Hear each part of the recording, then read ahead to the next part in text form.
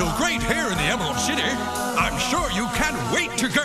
Take me away to that special place. That blowjob place. Where people like us can all live free. Free to get blowjobs.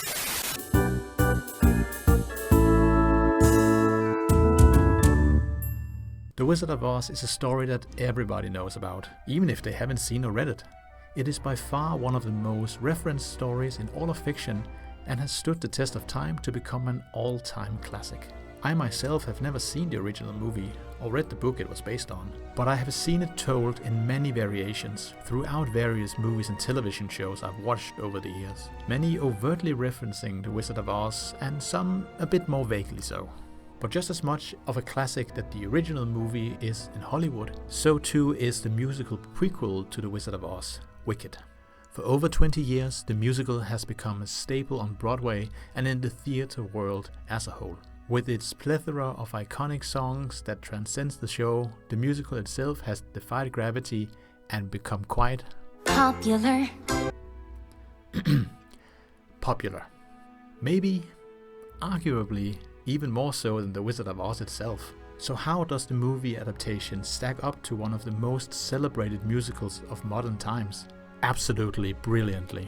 The film starts smartly with the aftermath of the ending of The Wizard of Oz after the Wicked Witch of the West has been vanquished and people celebrate. Seen from the point of view of the Good Witch of the North, Glinda, played by Ariana Grande, she brings the news about the passing of the Wicked Witch, and the rest of the movie is being told from her memories of the time the two of them became best friends. We then get the origin story of the Wicked Witch, Elphaba, played by Cynthia Erivo, about how she struggles throughout her life being ostracized by others for her green skin until she accidentally gets accepted to attend Shiz University in Oz and gets to roommate up with a much younger Glinda.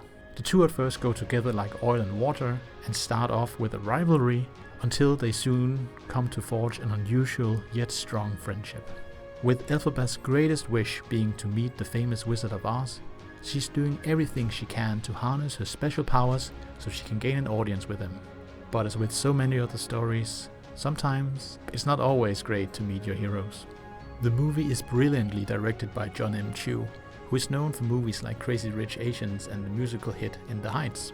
The scenes are popping and the production design is beyond gorgeous. There are so many frames of this movie that you could pause on and hang up on your walls as a piece of art. Set design is mostly practical but looks so fantastical and animated. The pace is also very crisp. It's actually shockingly well paced, considered they adapted the first act into almost 3 hours, which is the length of the full musical show. The scope of Oz feels both grand and unexplored, yet lived in at the same time. The song and dance numbers are long-lasting earworms, especially the closing number of Defying Gravity, and everyone gives it their all in these musical numbers. When it comes to the overall feel of the movie, it kind of reminds me a bit of a high school anime show in its structure down to the plot point about the budding rivalry that blossoms into an unlikely friendship. Also, we got to talk about our two leading ladies, without whom this movie just wouldn't work as well as it does.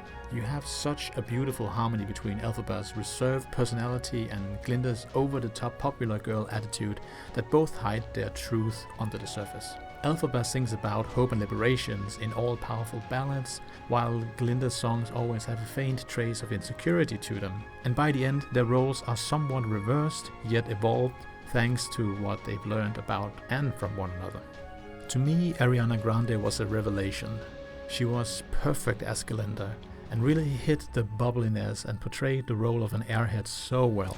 She plays Glinda funny, cute and frank, and she's really comically adept as well, especially on the physical comedy. And it was really no surprise to anyone that she was going to kill with her singing. Cynthia Erivo, on the other hand, was a complete unknown to me before this movie.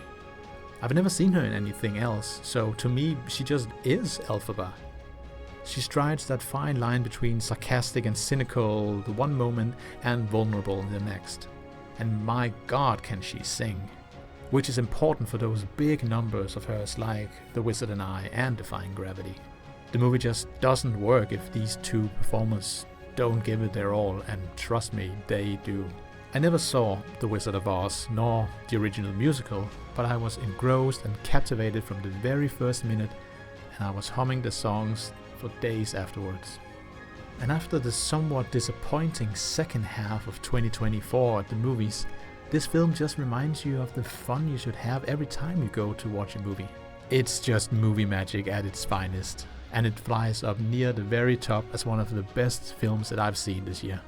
Thanks for watching.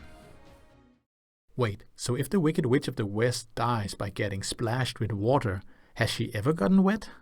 Like, how can she have gone this far through life without getting caught in the rain, stepped in a puddle of water, or worse, has she ever bathed?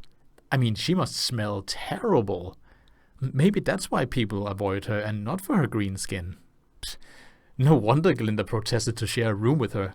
Maybe it's a good thing that they smashed that window so poor Glinda could actually breathe.